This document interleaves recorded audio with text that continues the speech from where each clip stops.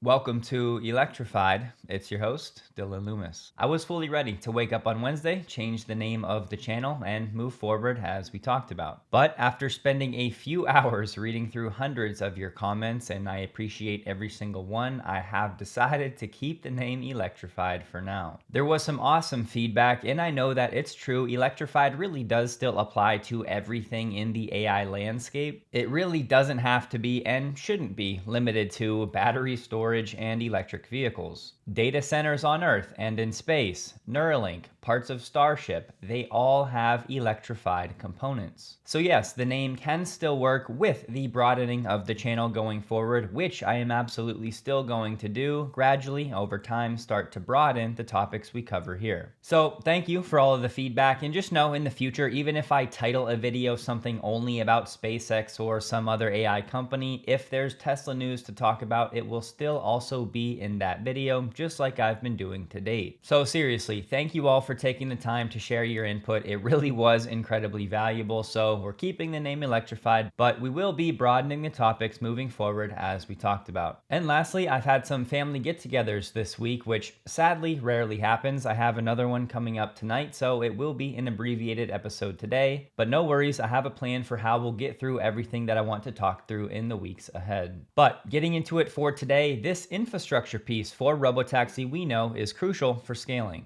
I think it's largely been overlooked because many people think, well, Tesla has service centers and locations all over the country. They can just use those as hubs for robotaxis. But I know many of you have been to those locations, and oftentimes the parking lots are already full of Tesla vehicles. And we know they don't have autonomous cleaning. They likely don't have enough charging. The staff at those locations are already busy with other tasks. So if Tesla's going to have tens and eventually hundreds of thousands of these robotaxis in the country, then obviously they're going to need more infrastructure exactly like these hubs. Marco reported Tesla's in the process of a second location. This one will be in Irving, Texas. And remember, the first one we heard about was in Las Vegas, Nevada. This one in Texas will be remodeling a 35,000 square foot warehouse. It'll also have 16 V4 supercharger stalls and 212 stalls for vehicle storage further north on the property. The project is currently working its way through the city's planning department, as Tesla must secure a zoning variance in order to move forward. But from everything I've read behind the scenes, it sounds like this should have no problem getting approved sometime here in the next month or two.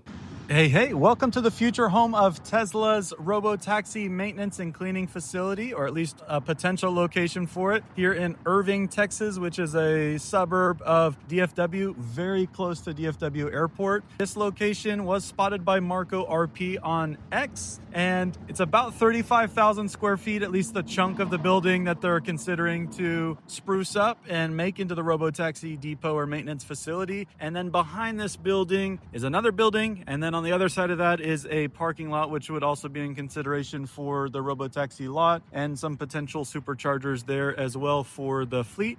Okay, this is the backside of the potential robotaxi lot with some garage doors. This would be the location of the 200 plus parking spaces associated with the robotaxi maintenance facility here in Irving, Texas. And Spencer, who shared that video of the robotaxi hub in Irving, also shared this video of 4 Cybercabs in Dallas equipped with the gold wheel caps and robotaxi front plates. So as I recently corrected myself, the launch of a Cybercab on the robotaxi network really could be imminent. Now, while the initial deployment of a Cybercab is going to be incredibly exciting for the likes of us, we should not be expecting scale to soon follow thereafter. I still think the most likely outcome is Tesla deploys one, and then that number creeps up slowly to anywhere from 5 to 15 for the next few weeks, if not months. So just for fun, my latest personal hopes for Tesla right now are to see about 30 Cybercabs in Austin sometime by the end of August, and perhaps another 10 or so each in both Houston and Dallas. But the real question becomes, what about Phoenix, Miami, Orlando, Tampa, and Las Vegas? We are down to 38 days for Tesla to launch in all of those cities to hit a timeline that they put in the quarterly report. So if Tesla pulls that off, will they launch in these new cities with the Cybercab or the Model Y? My expectation for caution would be expecting the Model Y, but we were also told that Tesla would expand into places like Houston and Dallas with a supervisor, and that went out the window. And at the Model S and X signature event, Lars did say the Cybercab is now officially the most efficient EV ever tested at 165 watt-hours per mile, which, by the way, happens to be 40% more efficient than the Model 3. Said another way, that would be 16.5 kilowatt-hours per 100 miles, or broken down even further, that would be over 6 miles per kilowatt-hour. And while Lars was saying that, did he let something slip about a potential event for Cybercab next week? And we moved that into the autonomy. Now we just started Cybercab production next week, or like a couple weeks ago, I guess. And it's like without S and X, that future would have never been possible. That is the most efficient EV that has ever been certified and built. So it's 165 watt-hours a mile, which was like half of what we started Model S with. It's kind of crazy to think we've gotten that far over the time. So was that an honest mistake, or did he let something slip that there might be something happening with the Cybercab next week? We'll find out soon enough. Sladoc shared a video saying all Cybercabs at the Houston Robotaxi hub are now equipped with the gold wheel caps and the Robotaxi decals on the front plate. There's been visible progress every day. My guess is removing the steering wheel will be the final step before they officially join the fleet. And I would tend to agree. Now look, we still might have another few weeks of testing for these vehicles, but it really could be any day now. And on that efficiency number, the lead Cybercab engineer Eric said, "We have been and will continue to be relentless on Cybercab platform efficiency. That 165 watt-hours per mile is only the starting point." And to contextualize how absurd that efficiency number is for the Cybercab, I think the second most efficient EV ever is the Lucid Air Pure, and that comes in around 230 watt-hours per mile. And all other EVs, including the Model 3, are even higher than that, but the Model 3 is right behind it, somewhere in the neighborhood of 240. But obviously those figures vary on the circumstances. So not only should the upfront cost of the Cybercab be incredibly low, but the overall TCO should be incredible as well. And say what you will about the conversion itself, but if you run the Cybercab numbers, it would work out to a 205 miles per gallon equivalent. So it is literally next level in a league of its own type engineering. Fun fact about me, sometimes I'll just ride around in FSD and speak things that I'm learning so I can commit them to long-term memory. I have a secret weapon to do so, and that is the Plaud Note Pin S, the sponsor of this video.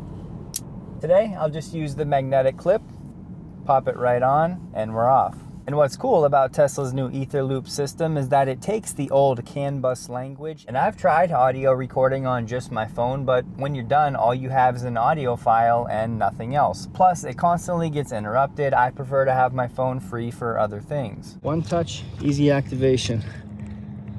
Long press, vibration, and you're off. Then as I'm talking, if I say something that I think is good or I should share, I can just single press and that will highlight it or bookmark it. And then when you're done recording, a quick refresh on the mobile app will transfer all of the files from the device to the cloud for long-term storage. The files will transfer automatically via Bluetooth, or you can do a fast transfer if you're connected to Wi-Fi. So all your files automatically saved in the cloud so you can access on mobile or desktop. So automatically, without me doing anything, I get the actual audio file so I can hear what was said. You get a full transcript of the conversation, and you can generate these well-formatted summaries to see the speaker, all the different topics, bullet point format, and conclusions and summaries. And if you want to edit the name of the speaker or any part of the conversation, or if you want to add a note, you can easily do so. And here's the Ask Plaud AI tool, so I can ask, what was the analogy I used to explain Tesla's ether loop? And right there, you compared Tesla's ether loop to a NASCAR racetrack. So now you can use AI to dive deeper and recall anything from all of your conversations. Another use case for me, Ashley and I love to walk, so we'll record these conversations. We have done it in seriously high winds and it still picks up everything. Oftentimes we'll talk about business and goals, so this way we can reference, hey, what did we say? What were those good ideas? We can create action items from each conversation to share with each other. And again, each time you bookmark or add a highlight with that simple one click after you say it, you'll find it right here, meeting highlights. And what's nice is Plaud has a desktop app, so any meeting you have on your computer, Zoom, Google Meet, whatever else, it will record without having a bot join the conversation. And it automatically detects the recording, so whether you're having conversations digitally or in person, you can capture all of it. The battery life's great. It gets around 20 hours of continuous recording or 40 days of standby time. So no more note-taking, no more clogging up my phone with recordings. I now have searchable AI memory for all of my conversations and all my brainstorming sessions.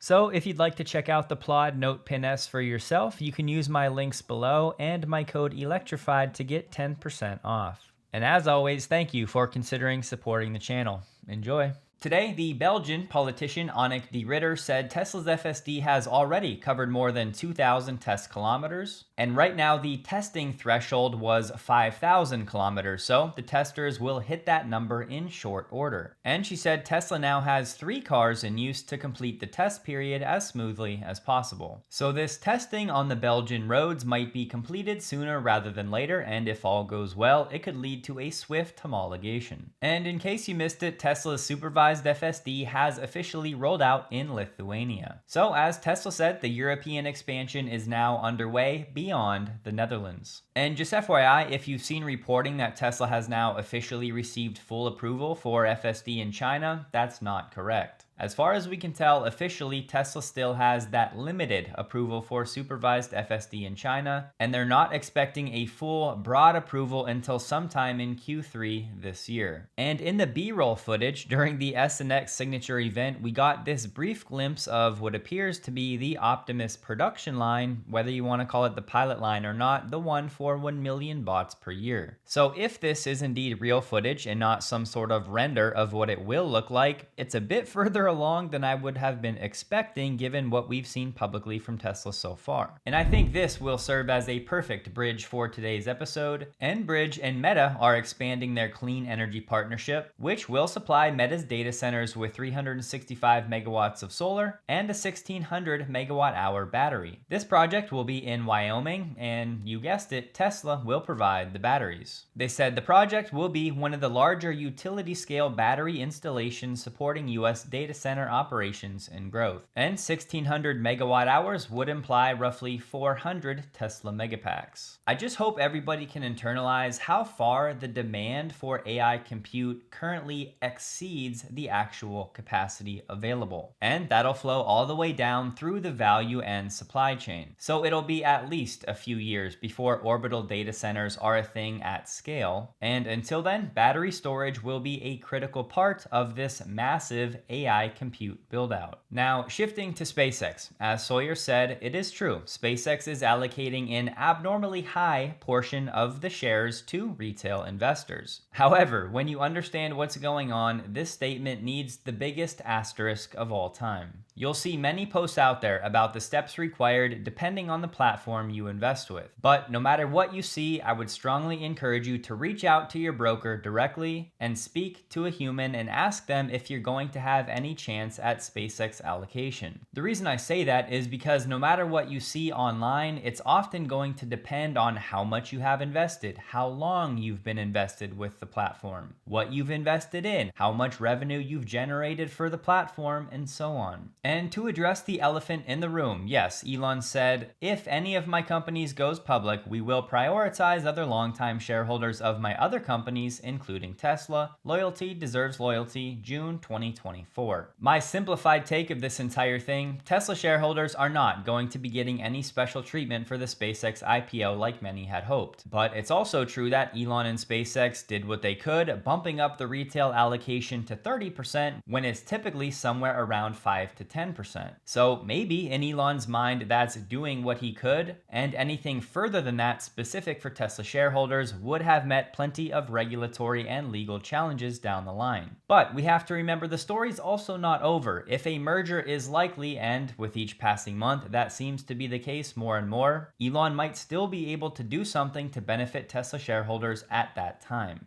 And no, I'm not trying to let Elon off the hook here. I do think he should have been a bit more careful about what he said publicly would be coming for Tesla shareholder treatment. But to me, Tesla shareholders getting some special rate or special treatment really always felt like a long shot. But here's the real reason why I think if you're a retail investor, your expectations should be very low about what type of allocation of SpaceX shares you might actually get. And it goes far beyond just the demand being higher than we've ever seen for an IPO. We know SpaceX is looking to raise $75 billion at a roughly $2 trillion valuation, which means SpaceX will only be offering roughly 4% of the post-IPO float to anyone. Said another way, post-IPO, 95% of SpaceX ownership will still be with people like Elon, insiders, and pre-IPO shareholders. So the actual percentage of the float being offered at this IPO is already quite small. And so that 30% number you see of the shares going to retail is 30% of 4% of the overall float. Said another way, when you do the math, that means only about 1.2% of the post-IPO float will actually be going to retail at the IPO price. So all that to say, a retail investor getting a meaningful allocation to SpaceX shares is effectively going to be like winning the lottery when you factor in what the demand is going to look like. So the takeaway, most people who express an interest in SpaceX shares from a retail perspective will not get an allocation. And so just don't forget, only around 4% of SpaceX is actually being sold to the public. And then from there, retail is only getting roughly a third of that already very small slice. Again, 95% of SpaceX will be staying with the existing pre-IPO shareholders. So my hope is that explanation will ease some of the expectations, because I don't want to see too many people end up overly disappointed. And I think it's worth passing along what Bradford from Rebellionaire just heard from a contact at one of these brokers. A contact at one of the firms handling allocation walked us through the actual instructions they were given.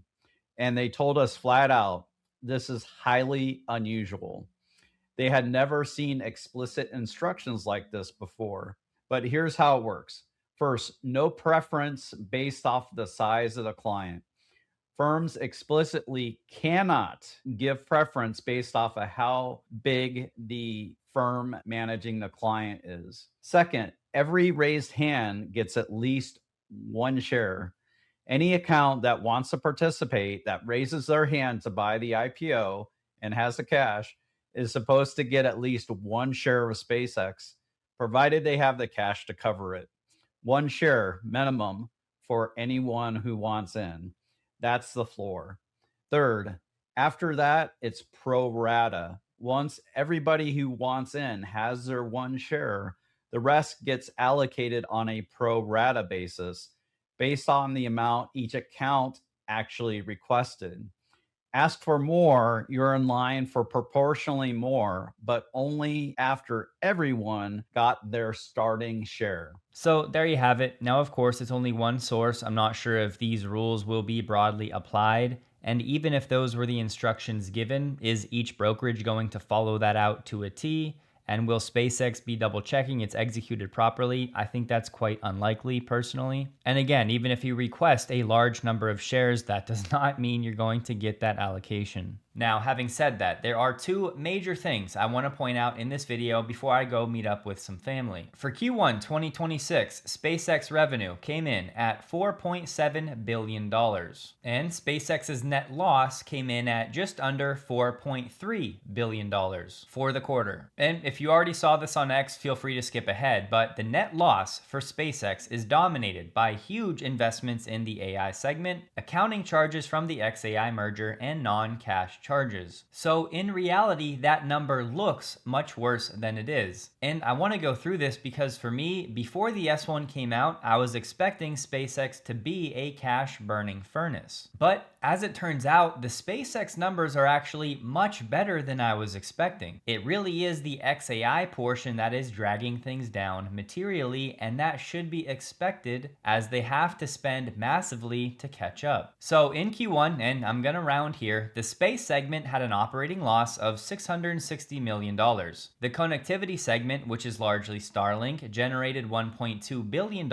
in income, and the AI segment, xAI, accounted for a $2.5 billion operating loss. So in total, from an operations standpoint, the loss was $1.9 billion, meaning $2.4 billion of the Q1 net loss sits below that operational line. For my finance nerds, it's things like spending on AI compute that results in D&A, depreciation and amortization, things like R&D for Starship, which came in at $930 million in Q1 alone. So actually, Falcon launches themselves are inherently profitable. It's just the launch business is currently being weighed down by investment in Starship. And of course, the xAI merger brought with it non-cash charges, things like stock-based compensation. So actually in Q1, if you look at adjusted EBITDA, it was positive $1.1 billion. And as we know, that metric strips out things like D&A, stock comp, and merger charges. And SpaceX recently took on a bunch of debt, so they're paying somewhere in the neighborhood of $450 million a quarter in interest expense right now. And once they raise money and start paying that down, that will go away. So we'll certainly talk about this more in depth in the future, but for now, I just wanted to say I was actually quite encouraged by SpaceX's financials relative to my expectations going in. And yes, the AI portion is likely to be a drag on the business and the spending is going to increase. But this right here is exactly why that spend generating a significant return is almost a sure thing in this environment. Amazon's AWS, Amazon Web Services, is the most profitable business inside Amazon and one of the most profitable businesses on Earth. In 2024, it generated $108 billion in revenue at a 37% operating margin, producing around $40 billion of operating profit. Roughly 57% of Amazon's total operating income on just 18% of its revenue. But this is clearly a huge CapEx business. The cloud business is currently being defined by one number, CapEx. Amazon's 2025 CapEx came in at just under $132 billion, with roughly 90% going to AWS. And the vast majority of that was AI-specific infrastructure. And as we've already seen, companies like Anthropic and OpenAI are willing to throw tens of billions and hundreds of billions of dollars at companies that have compute available. This is the storyline at SpaceX that could very quickly change the narrative around profitability. So the big four hyperscalers, Amazon, Microsoft, Google, and Meta, are spending in the neighborhood of $400 billion build-outs. And the takeaway here is that huge spend like this is simply table stakes to be in the game. Let me say that again with no distractions. There's roughly $500 billion being spent every year on this AI build out, and the demand for this compute still vastly exceeds the supply. And guys, what is the biggest constraint? It's power. At this point, some new data center locations will have to wait years to be connected to the grid. So if SpaceX can successfully bring compute and power together in these orbital data centers and dramatically lower the cost and the timeline to get this compute up and running, that is going to be a material differentiator for SpaceX. And I don't think the question is if they can make it happen. I think it's simply a question of when they will make it happen. And if you haven't picked up on it yet, this AWS model is the model that SpaceX is now pursuing with its Colossus compute. Both companies are monitoring monetizing this scarce frontier level AI compute. We just saw the Anthropic deal with SpaceX is now worth about $15 billion per year, when most people were expecting that to be only somewhere in the neighborhood of $6 billion per year. And oh, by the way, that contract with Anthropic runs through 2029, so it's not a one-year thing. These companies want multi-year deals. Now, some meaningful differences between SpaceX and Amazon. Amazon, of course, runs AWS to hundreds of different companies, which requires sales team and different software and support, and results in a utilization rate of its cloud infrastructure around 70%. But SpaceX signed one deal with one company, Anthropic, to rent out all of Colossus 1, meaning it'll have closer to a 100% utilization. But in this case, the SpaceX way is superior. Sure, the revenue might be lumpier, but you're going to have faster free cash flow generation and higher gross margins, because when you're only working with one company,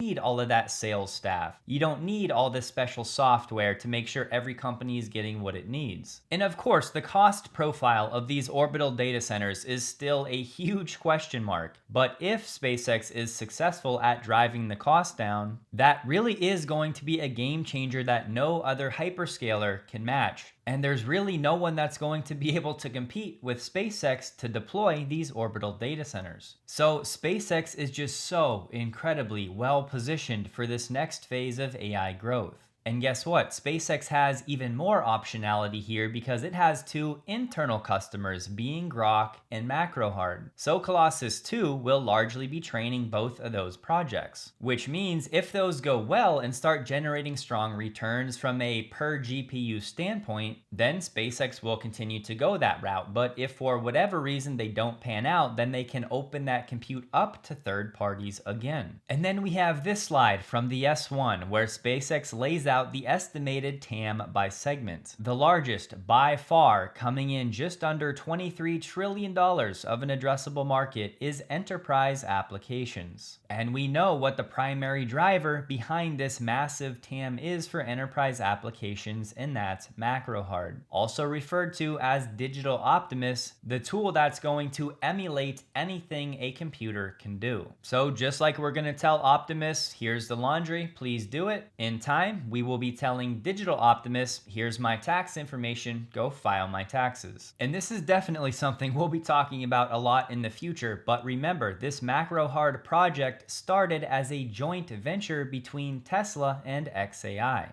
And now that xAI has been swallowed up into SpaceX, it's a joint venture between SpaceX and Tesla. This project is a big part of that $2 billion that Tesla invested into xAI. That since has been converted into Tesla owning some Class A shares of SpaceX, but a very minuscule amount. But there should be so many questions about what this is going to mean for Tesla shareholders. We know that SpaceX will provide the compute and Grok, which is basically going to be the orchestrator of what Digital Optimus is told to do. And Tesla will provide inference chips, think AI4, AI5 and beyond. They may have special dedicated server racks at supercharger locations, or Tesla vehicles might be able to power Digital Optimus in the future, when not in use. And plenty of the learnings from physical Optimus will also transfer over to the digital version. But what we don't know is, will SpaceX be buying AI4 compute from Tesla? Will Tesla be getting any revenue from Macrohard in the future? And this may feel like something that's super far off right now, but I've been playing with agentic AI and I can assure you it's much closer than you think.